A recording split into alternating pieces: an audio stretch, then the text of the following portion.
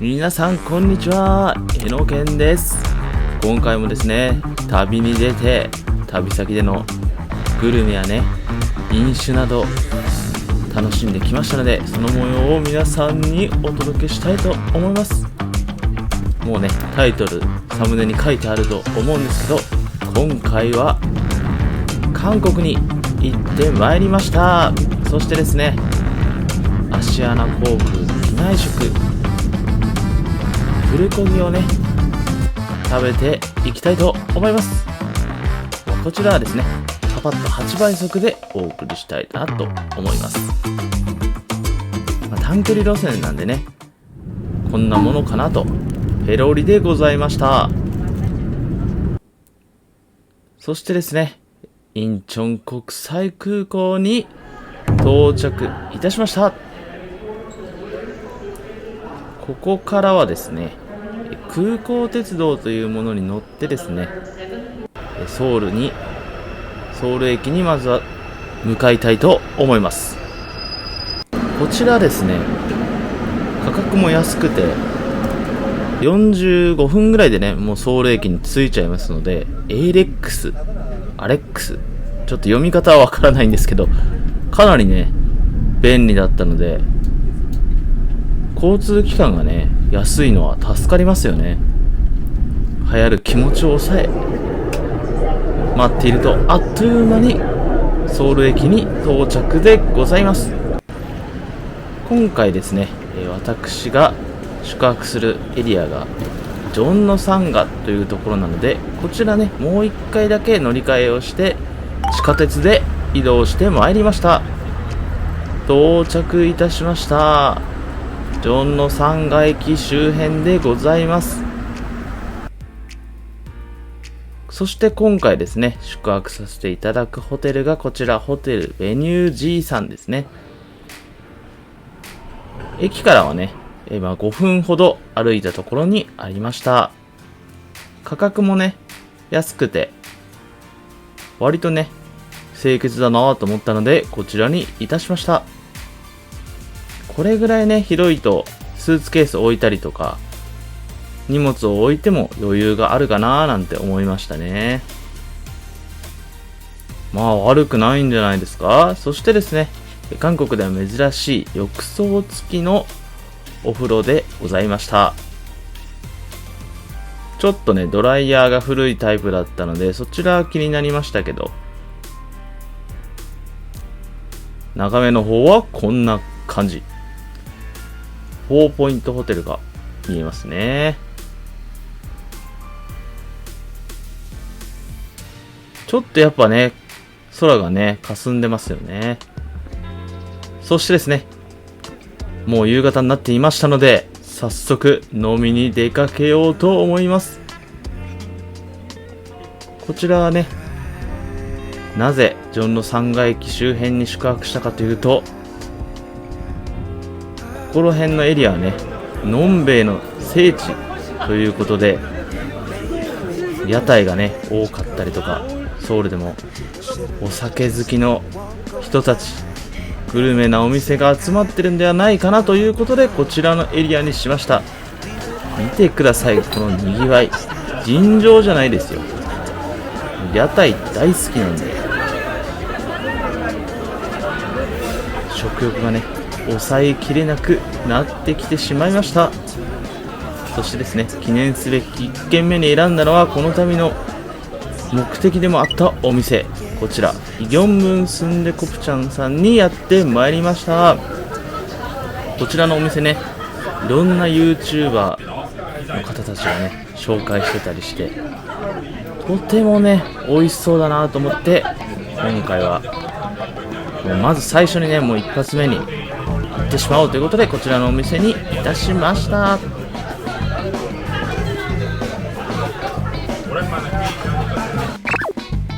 まずはねビールで腹ごしらえ。早速ねアルコールで肝臓のねウォーミングアップをしていこうかななんて。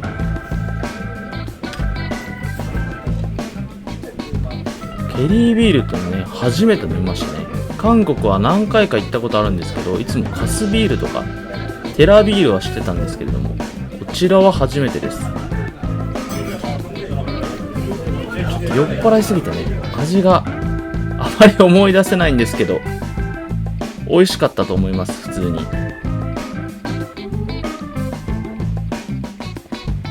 カスビールとかよりは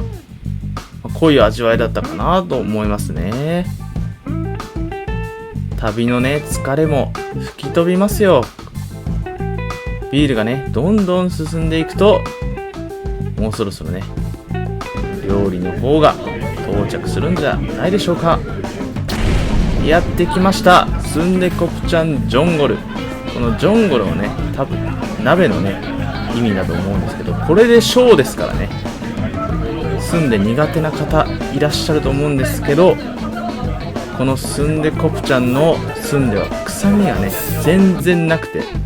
めちゃくちゃ食べやすくて、浅いんですけど、人生で食べてきたスンデの中で一番ね美味しくて、そしてその旨味が溶け出したスープがね最高に美味しいんですよ。そのスープだけをねすすりながらお酒を飲んでもね最高に合うなと思いました。本当にねお酒が進む味でしたね。普段はねカンナムのエリアとか違うちょっと離れたエリアに宿泊することが多いんですけれども、こちらのお店はね地下鉄でまた移動しても食べに行きたいなと思いましたね。まずはねコプちゃんから食べろと言われましたので、そうです、これです。こちらのスープを飲んで、その後に酒をかき込む。旨味が溶け出したねスープとお酒が抜群に合うんですよ。そしてこちら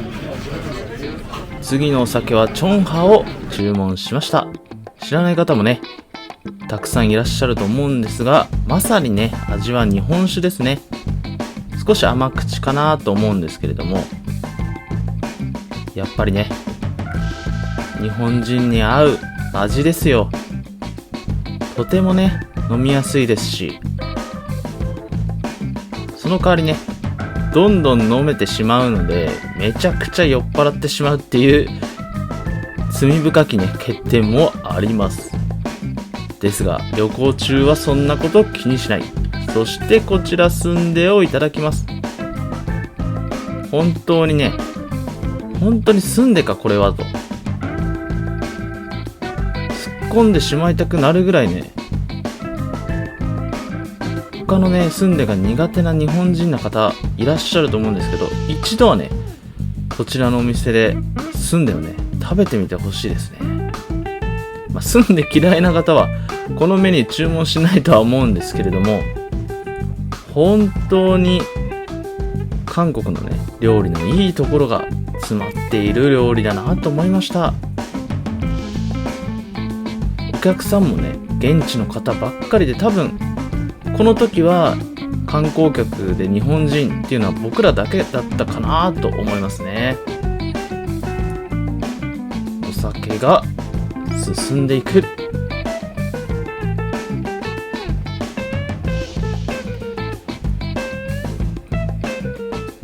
本当にねよく煮込まれていて、全ての具材美味しかったですね。もちろんこのコプチャンもねコリコリで柔らかくて最高でした。見てください、この絵最高でしょう。もうね完全に完成したんじゃないかなと思いましたね。どんどんね中に入ってる具を食べていく。そしてこちらのお店のねスンデなんですけれども、工場で大量生産されているスンデなんかですと臭みが残ってたりねなんかするらしいんですけど、こちらのスンデはね自家製ということで臭みもなく旨味がしっかりぎゅーっとね詰まっている本当に美味しいスンデでした。そしてですね、ほんと食材の旨味が溶け出したスープで、煮込んでいくと水分が少し減ってきて、ちょっとね粘度を増していくっていうか、とろーりとしてくるんですよ。それぐらいの時がね一番美味しかったですね。本当に最高でした。スンデを何個もね食べ進んでいくっていうのは想像できなかったんですけど、これはね本当にお酒に合いますよ。スンデとは何ぞやって方もいらっしゃると思うんですけど、韓国式のソーセージなんて言われてますけど、中に入っているのは春雨なんで、ソーセージ普通のウインナーとかを想像していると全然ね、なんじゃこりゃと、違うじゃねえかっていう感想になると思うんですけれども、慣れてしまえばね、すんでねっていう風に当たり前に味がねなると思うんですけど、皆さんぜひすんで食べたことがない方も、一度食べて苦手になってしまった方もね、こちらのお店ならぜひチャレンジしてみてほしいと思いました。見た目もねちょっとあれな感じ、少しグロテスクじゃないですか。僕はねそういう軽いゲテモノの方がテンション上がったりねしちゃうんですよね。なぜかね、そこに関しては少し変態というね、ニンニクも追加して食べていく。そしてですね、お酒をね交互に頼んでいくっていうのがなぜか好きなんで、今度はねまたビールに戻って、なんかねお店の人もこのケリービールをやたら押してくるので、じゃあ注文してみようかということでね、グラスはテラやないかいと思うんですけれども、こちらがね確か700円ぐらいでしたかね、1瓶。ほんと物価は変わらないですよね。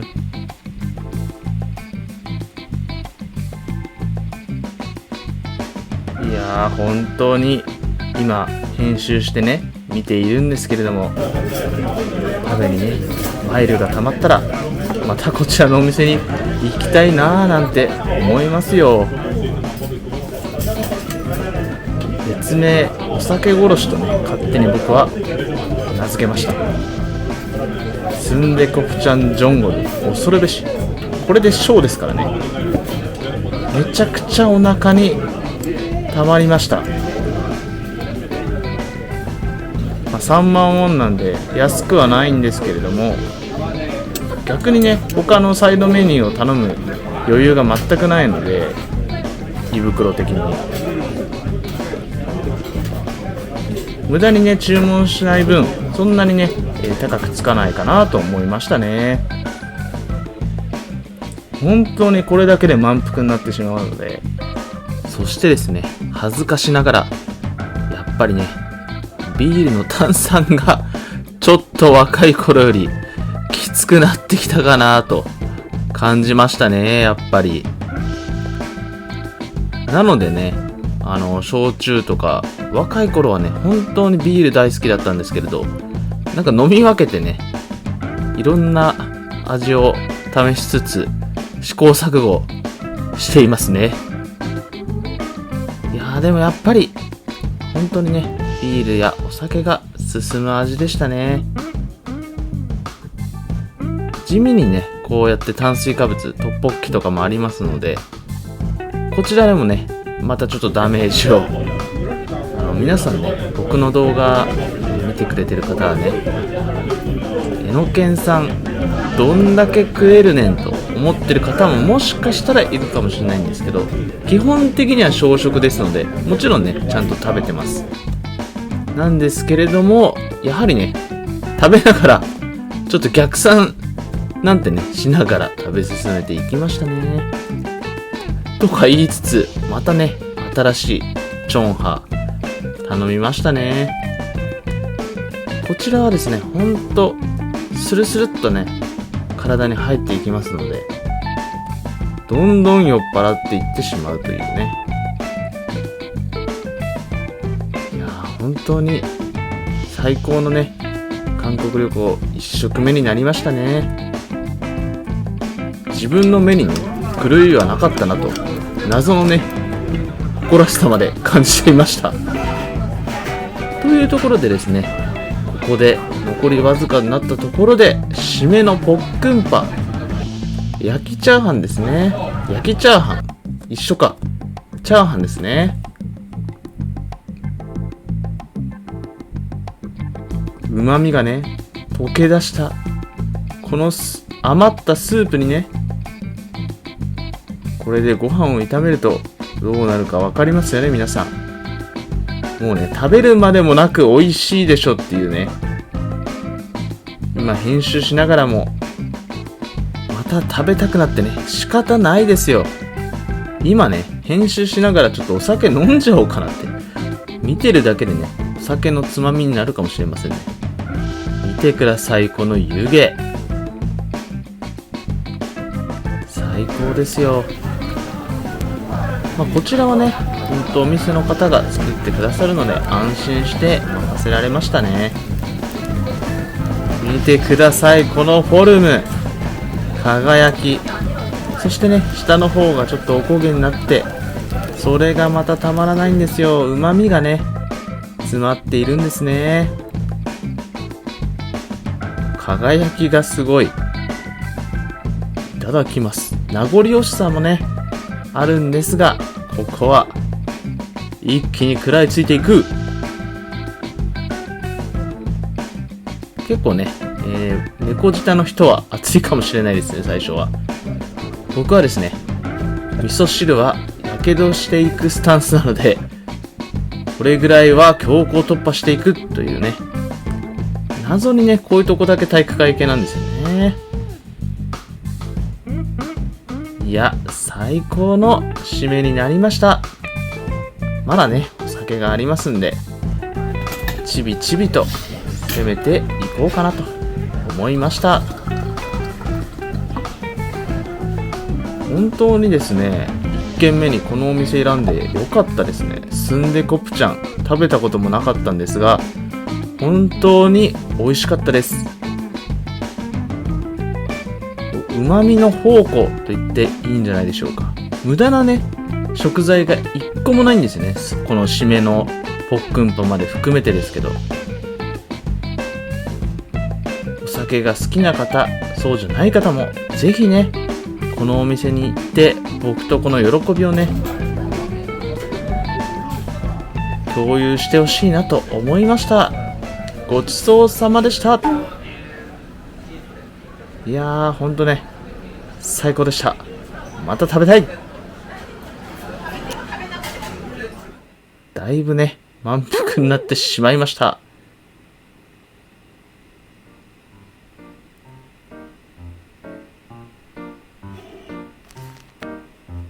はいということでですね、帰り道ちょっと気持ち悪くなるぐらい重かったのでお腹が少しね時間を置いてホテル飲みすることにしました。どんなにね辛くても飲むこと食べることはねやめられません。そしてですねこのキンパ丸いねおにぎりの方は韓国でしかね食べれませんので、韓国に行った際はですねぜひ食べてみてください。日本のねおにぎりとはまた違ってですね、海苔の方にねおそらくなんですけどごま油がねコーティングされていますので、そのパリパリっていううまさとまた違ってですね味が染み込んでいる、旨味が染み込んでいるといった感じになります。僕はねもう甲乙つけがたいですね。両方大好きですね。皆さんも知ってるようにね何の具材を入れてもですね美味しくなりますから。そして今回は先ほどはねケリービールだったので、韓国といえばですよこちらテラビールをいただきます。供給のね目処が立ったということで、とうとう日本でも発売開始されたそうですよ。こちらのテラビールぜひね韓国の気分を味わえますので、お近くのね酒屋なんか行ってありましたらぜひ一度飲んでみてください。そしてですねこのキンパプルコギ味間違いないですよ。牛肉のおにぎり、キンパ。いやー、これは正義じゃないかな。この日もですね、移動の疲れもあったんで、その疲れを吹き飛ばすようなね、先ほどのスンデコプチャンとホテル飲みとなりました。締めにね、甘いお菓子なんかも少しいただいて、この日はね、眠って、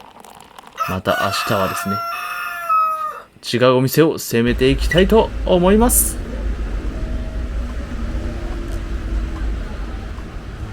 ということですね、こちらまたまたホテルの近く、昨日のスンデコプチャン屋さんよりさらにね、ホテルに近いお店になります。カキポッサムのお店。これまたね、ミーハーなんですけれども、僕が見ている YouTuber のカオルさん、韓国でね、活動している有名なね、YouTuber の方なんですけれども、カオルさんもね、紹介していたお店なので、ここは間違いないだろうということで訪れました。そしてですね、ケリービール、テラビール、そして最後にこちらカスビールですよ。韓国三大ビールなのかわからないんですけど、まずはね、有名どころを制覇していきたいです。こちらがですね、一番薄味といいますか、飲みやすいエールビール的なね、いや、エールビールなのかな、ちょっと表現が難しいんですけど、一番ね、喉越しすっきりといった感じのビールで、とても飲みやすいです。起きたばっかりだったのでね、ちょうどいいかななんて思っていました。来ました、クルポッサム。牡蠣はプリプリ、豚肉と組み合わせたり、食べ方は無限大です。こちらですね、日本では考えられないんですけど、こちらのポッサムを頼むと、付け合わせはもちろんなんですけど、チヂミだったりカムジャタン、じゃがいもの鍋ですよね。それとですね、ケランチムといった茶碗蒸しじゃないんですけど、卵をね蒸した料理までついてきます。でもね、またまたボリュームが半端じゃねえなと思いましたね。こちらのケランチムはね、美味しいんですよ。白だし的なね、だしのうまみが染み込んでいる卵料理っていった感じですね。早速ポッサムをいただいていきます。人生で初めてですよ。牡蠣と豚肉を同時に食べる日が来るなんてね、思いもしませんでした。さて、お味の方はいかに。これがね、言葉ではなかなか言い表せないようなね、何せ初めてですから、牡蠣豚肉童貞を捨てたわけですよ。そしてケランチム、こちらからとね、辛いものを食べた後なんかもすごくね、中和されるということで韓国では人気だそうです。そしてチヂミもやってまいりました。もうね、飽きる暇がないですよ。次から次へとですね、違った料理が出てきますんで、やっぱり一品だけだとね、飽きてしまうなっていう方もいらっしゃると思うんですけど、これだけね、違う料理が出てくると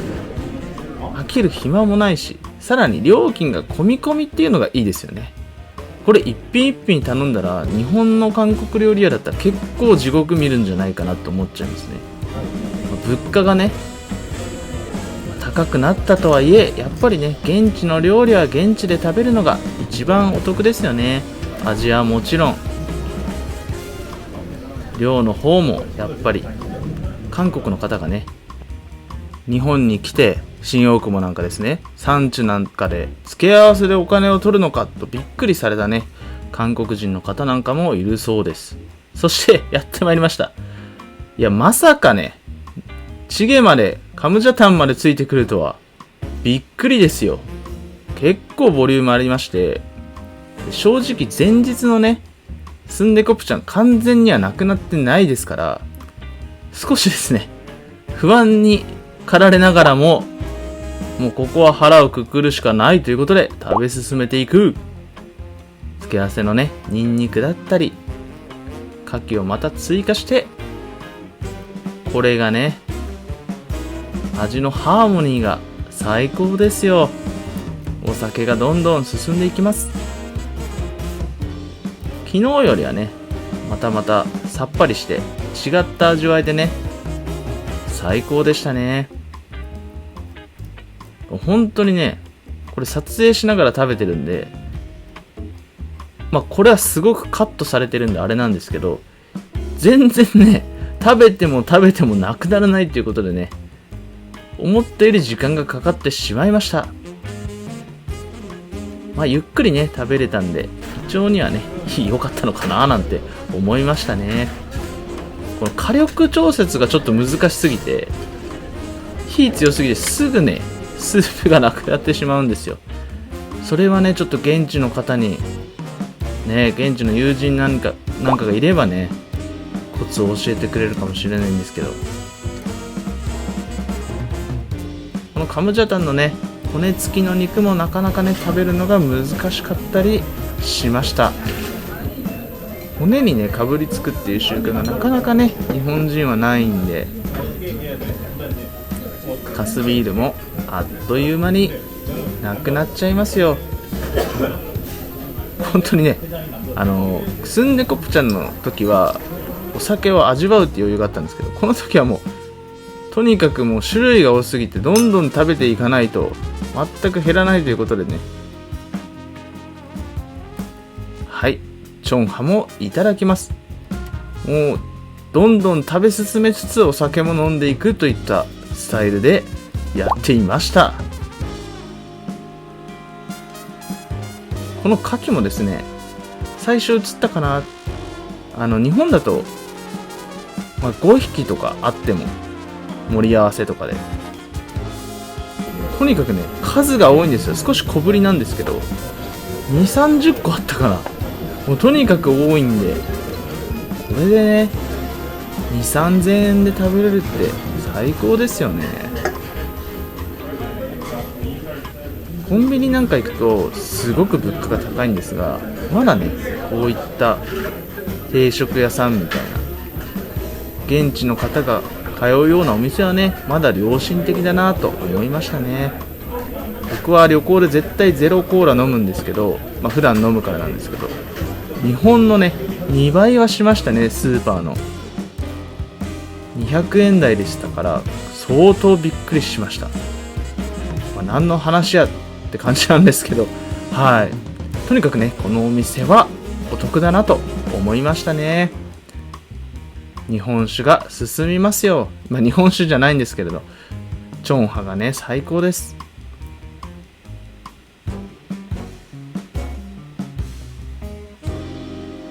本当にね、牡蠣と豚肉、この組み合わせがね、こんなに合うとはね、王道っちゃ王道ですよね。絶対美味しいもの同士を組み合わせたらどうなるかっていう。そしてね、無事どうにか完食できました。本当に美味しかったです。ごちそうさまでした。こちらのお店も大正解。はい、あまりのね、暑さに、韓国といえばカフェ文化なので、食後はね、コーヒーをいただいて少しね、ホテルに戻ってお休みしました。そしてですね、こちら震災駅にやってまいりまして、僕がね、今回ショッピングに向かったのはカロスキルというエリアなんですけれども、日本でいう表参道的なね、かなりおしゃれなエリアに当たるそうで、こちらでね、少しだけせっかくね、韓国に来たのでショッピングをしようかなと思いました。こちらのお店ね、以前も行ったことがあって帽子を購入できました。でもね、この旅行の目的はショッピングではありません。まだまだ食べていく。そしてですね、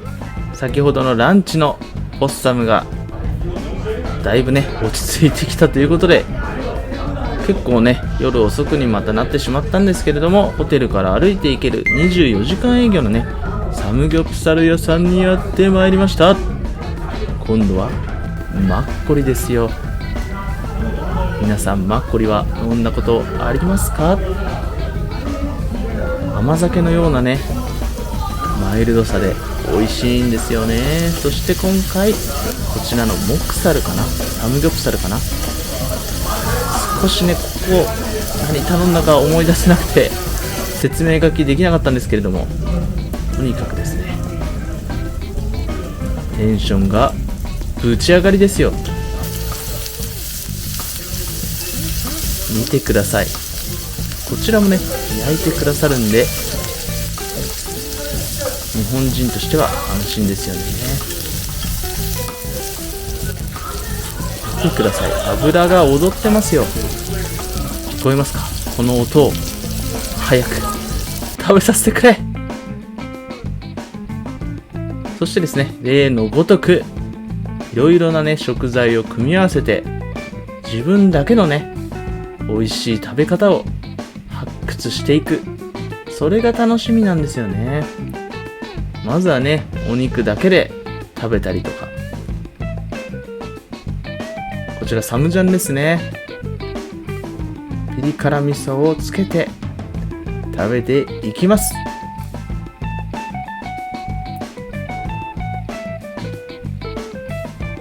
もう韓国に来たらねニンニクの匂いなんて気にしてられませんよ。サイアンドコーン、本当に至福ですね。いやー本当にね編集が辛くなる絵ですよ。美味しそうすぎるんですよね。新大久保行って食べればいいじゃないって思う方もいらっしゃるんですけれども、申し訳ないんですけれどね、やっぱり食材とか手に入らないものがあるのかわからないんですけど、結構差があるなぁと感じましたね。やっぱり雰囲気とかもあるんですけれども、本当にね美味しいんですよ。日本の寿司とかもね下手したらね海外ではカリフォルニアロールが寿司ですみたいな感じになっちゃいますからね。日本はね近いんで、もちろん韓国の方が経営してるんで本場の味なのかなと思って新大久保でまず食べて、それからですね韓国に行って食べたんですけども、さらなる美味しさにびっくりした私であります。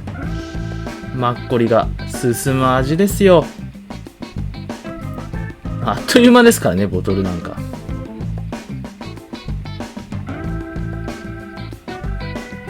現地ではねマッコリは雨が降った日にチヂミと食べるって言われているんですけれども、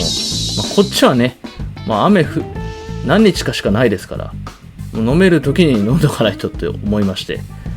そんなの関係ねえということでね、どんどん飲んでいきます。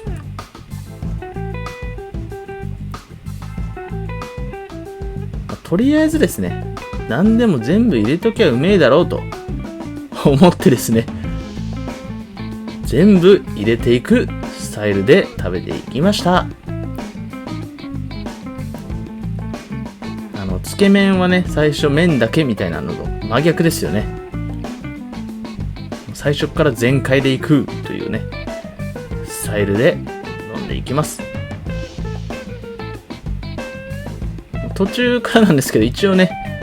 エプロンもねやっぱりかけることにしました。最初からねかければよかったんですけど、白 T 着てるくせにね。いや本当に最高の美味しさでしたね。こちらは別にその観光的に超有名店っていうわけじゃなかったんですけれども、軽くね調べてフラッと入ったお店だったんですよ。向こうではネイバーマップっていうアプリが Google マップの代わりなんですけど、それでねこのクオリティやばいなと思いました。ガッツポーズがね心なしかいつもより多かった気がします。ごちそうさまでした。こちらもね24時間っていうのが本当に便利でしたね。はい、またまたですねホテルに戻ってこの日も延長戦をしていこうかなと思います。コンビニにもねこちら、清チョンハがね、売ってるんですよね。グラスがないので、直飲み失礼いたします。そして、もう訳もわからず買ったこちらのスナック菓子もいただきます。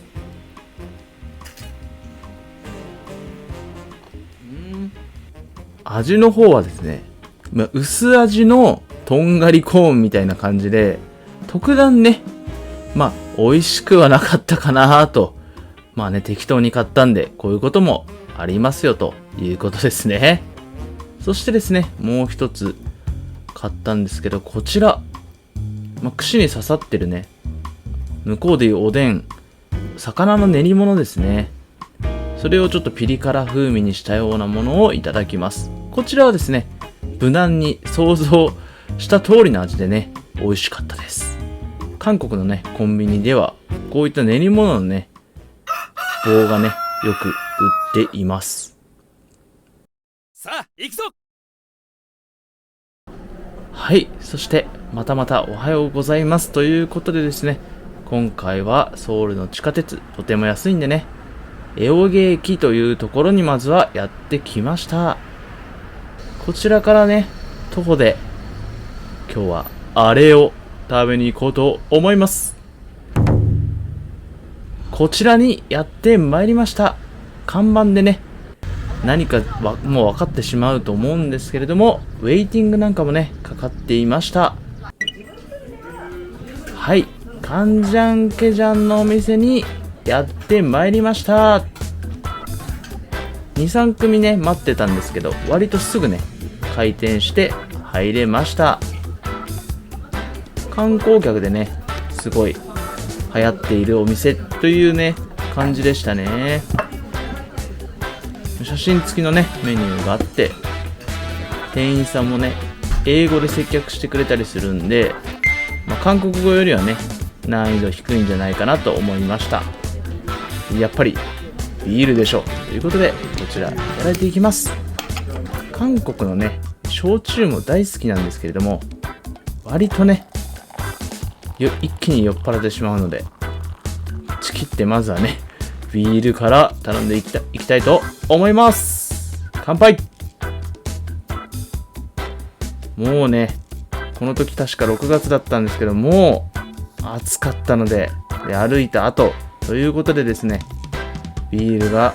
とても美味しく感じました。カンジャンケジャン定食、ランチだったのでね、ディナーにがっつりって感じよりももう少しライトなね、感じでしたね。付け合わせのね、チゲはキムチチゲに変更いたしました。追加でね、何百円か払ったかな、ちょっと覚えてないんですけれども、いただきますと。そしてですね、ピントが合ってないですけど、見てください。いやー、間違いないですよ、これは。韓国のね、本場のカンジャンケジャン、ぜひ食べていただきたい、皆さんにも。やっぱりね、新大久保とはまた一味二味違いますね。こちらね、手が汚れないようにこういったビニール手袋もいただけました。片手塞がってるんでちょっとね、食べにくかったっていうのはあったんですけど、もうとにかくね、これこれっていった感じでね、もう米殺しですよ。どんどんね、ご飯が進んでいきます。というかね、すぐ食べ終わっちゃいそうで、わざとね、ちょっとゆっくり食べてましたね。いや、これもね、ちょっと片手使えないんで結構苦戦しました。韓国海苔を混ぜたりなんかして、そしてですね、ケジャンをこのご飯にと合わせてですね、食べていく。これがね、もう最高なんですよ。でこちらのね、本体の部分の中にね、お米をインして食べちゃおうかなと思っています。これがね、楽しみなんですよね、また。カンジャン、要は醤油なんですけど、醤油漬けのね、このスープとね、合わさって、とても美味しそうです。行くたびにね、違うカンジャンケジャンのお店行ってるんですけど、ここはですね、高級というよりは、割とね、ライトな感じで食べやすかったですね。リーズナブルって感じでね、お得に食べれたんじゃないかなと思います。高級店はね、高級店の良さがまたあったかなと思うんですけど、それこそですね、買い物に行ったカロスキルとか審査の方にもね、カンジャンケジャンのお店たくさんありますので、そちらでもね、食べましたね。いや、最高ですよ。旨味が詰まったカンジャンとご飯を混ぜて、ビールが進む味でございました。ビールをね、飲み終わってしまったよと謎のねアピールをかましたところで、おかわりをしてまた飲んでいく。ちょっとね、そのランチなんで悩みどころでしたね。なんか居酒屋みたいな感じだったら、ちょっとね一品頼んでもう一本飲んでいこうかなってこともできたんですけれど、少しねビールが最後余ってしまったかななんて思いながら食べていました。このねオレンジのところがいいんですよね。あっという間でしたよ。ごちそうさまです。これね映ってないんですけど、チゲもねめちゃくちゃ美味しかったです。ビール2瓶ごちそうさまです。テラビール間違いない。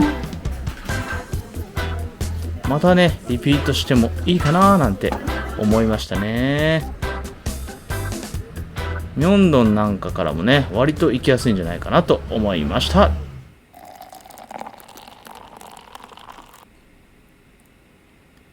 はい、ということでですね、今度はこのお店のね最寄りの駅があるアヒョン市場、アヒョンのね駅に向かっていきます。そしてですね、イクソンドンというホテルの近くのね観光スポットにも行ってまいりました。歴史がある建物とね最新のおしゃれなスポットが合わさってとても良かったです。そしてカンジャンシジャンにやってまいりました。こちらでねユッケをのんべいたちが集まるこのカンジャンシジャンでね、またグルメ巡りしようと思ったんですが、まあこの日はですね、僕がカンジャンシジャン何回か行った中でも一番混んでまして、特にこのお店がね本当に混んでました。やるじゃないか。こういうこともあろうかとプラン B をね僕は用意していたんですよ。こちらペクジェ精肉店へやってまいりました。行き当たりばったりでね、実際行ったことはなかったんで、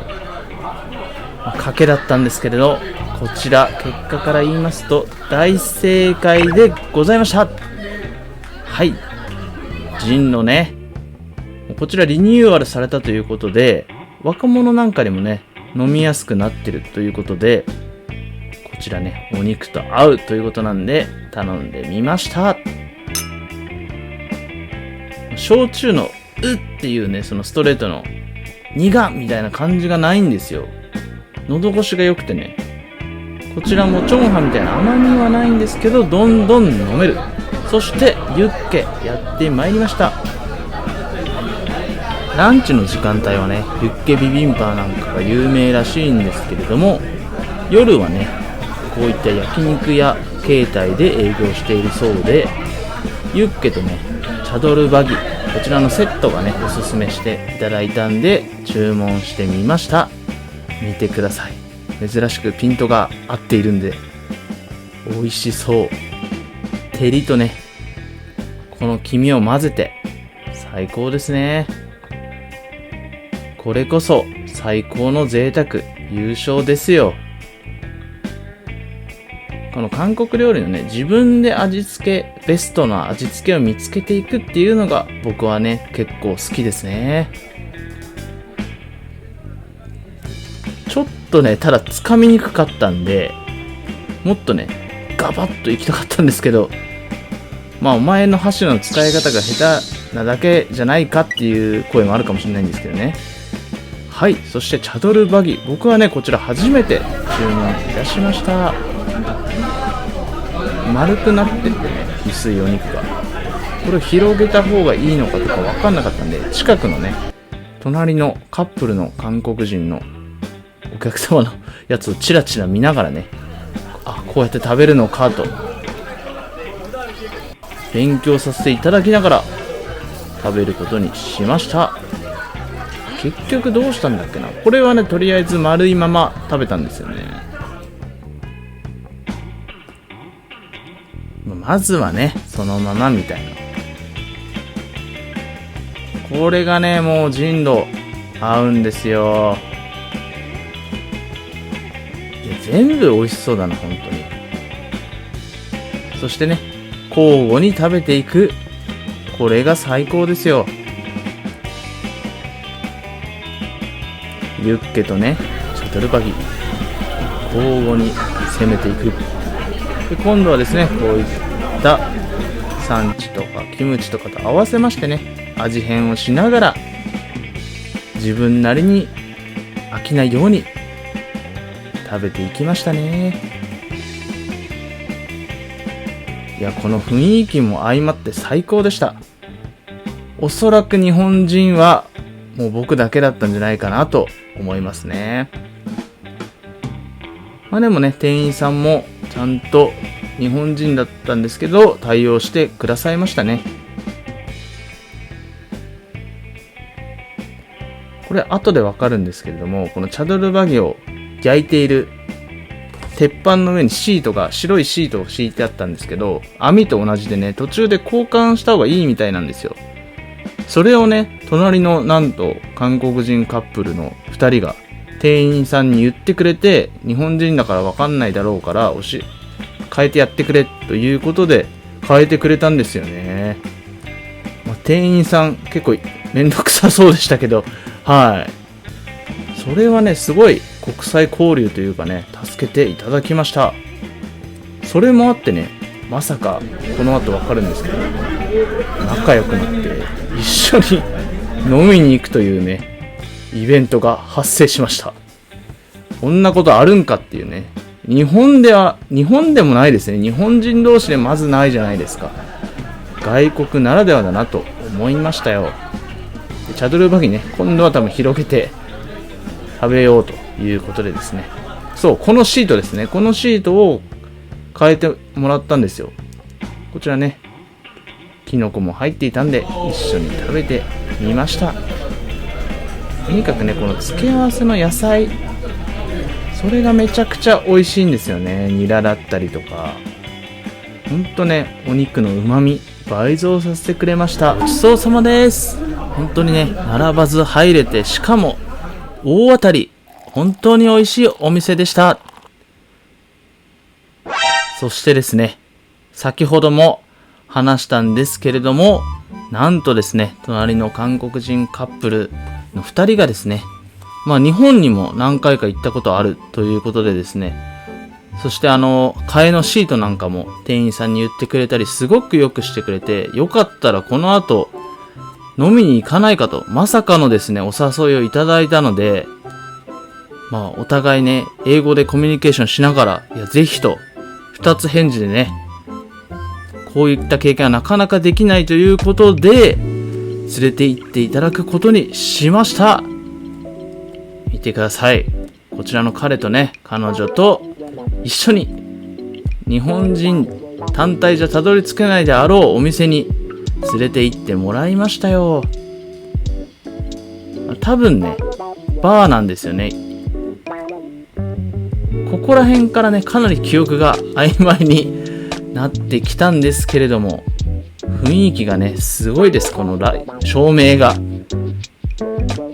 こちらね貝の入ったスープとお菓子、こちらね飲み進めていきます。見てください。本場の技を見せていただきました。これかっこよかったな。そしてですね私がね一番年上ということで、わざわざねこうやって毎回ついでいただきました。本当に最高の体験となりました。ありがとう。そして、千鳥足でね、どうにかホテルに帰ろうと思った矢先だったんですけども、そうなんです。酔っ払うとはしご酒しちゃう癖がね、ありまして、ここからすべて記憶ありません。でも、YouTuber 魂でね、撮影はちゃんとしてたみたいで、ここで何を飲んだか食べたか、映像を見て思い出すというね。はい。変わらず清を頼んでいましたね。チョンハ、本当に大好きになりました、この旅で。こちらね、コムジャンオという料理、おすすめしていただきました。韓国の方はね、ヌタウナギをこういった形で食べるそうなんです。日本のうなぎって柔らかもちもちなんですけど、こちらはコリコリって感じで歯ごたえがあってね、そしてちょっとピリ辛みたいな感じで、おつまみにはね最適な味だったんじゃないかなと。やっぱね、かば焼きを想像すると全然違った感じでびっくりするんですけどね、いい経験になりました。記憶にはありませんが、いや本当にね、屋台も行きたかったんで、それは本当に良かったです。ごちそうさまでした。ここもね、もちろん記憶にはありませんので、ホテルに帰って潰れてしまいました。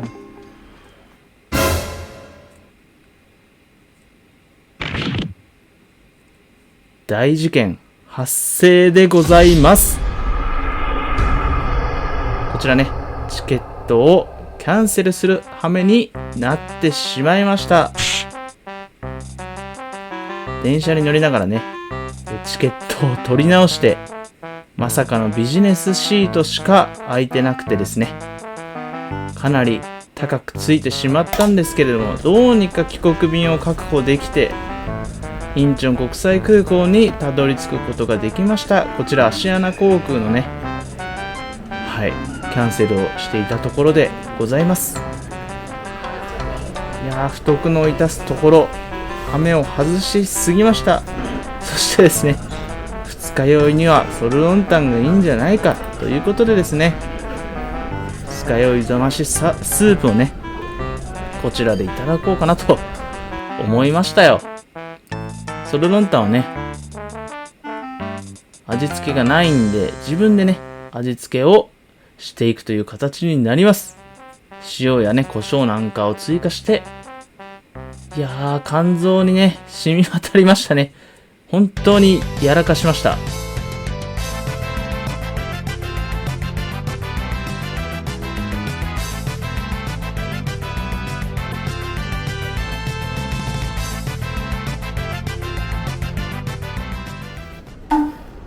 無事にね、二日酔い結局まだ治ってないんですけれども、帰国便にね、搭乗できました。どうにかね、日本に帰れるぞということで、一安心でございます。そしてですね、まさかのビジネスシート童貞をここでね、捨てることになるとは。